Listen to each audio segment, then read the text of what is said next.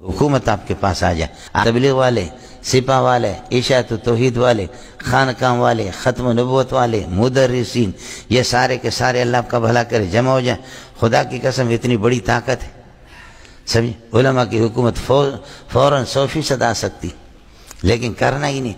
سارے علماء مسلم لیگ کی دوبر میں گھسے ہوئی ہیں، بڑے بڑے علماء۔ یہ مسلم لیگ وہ خبیث جماعت ہے کہ جس نے اللہ آپ کا بھلا کرے علماء کی داڑھی میں شراب کی بوتل پھینکی تھی۔ آپ تاریخ اٹھا کر کے دیکھو، کراچی میں، پاکستان میں جتنے علماء موت کے گھاٹوں کو اتار دیا ہے سب مسلم لیگ کے دور حکومت میں۔ پیپل پارٹی اتنا نہیں، اس کو تو اپنے جنگ بھنگ اور چرس کا وہ بھنگ والے گلاس چاہیے، سمجھے؟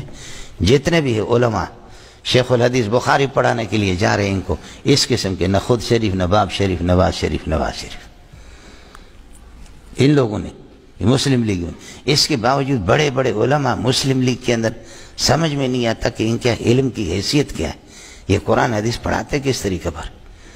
علماء ہمیں اگر کچھ بھی نہ دے لیکن علماء کا اقتدار پر رہنا ضروری ہے۔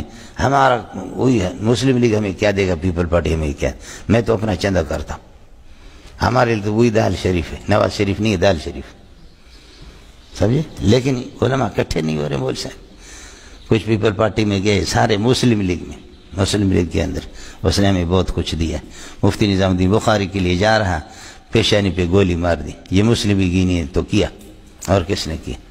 شیخ الحدیث عنایت اللہ کی کھوپڑی اٹھائی، انہوں نے گرائی تھی اللہ کا نالے کے اندر، یہ سب مسلم لیگ نے ہمیں۔ جتنے علماء کے سینے چاک کیے اس خبیث نے کی، سمجھے؟ یہ اور پھر ان کی تقسیم ہوگی، اب کافر لیگ فلاں لیگ، ایک ہی چیز تو ہے۔ طاقت اتنی ہماری مولوی صاحب، اتنی بڑی طاقت ہے، لیکن علماء پر اللہ کا پھٹکار ہے، مولویوں پر، سمجھے؟ آپس میں کٹھے ہوتے بھی نہیں۔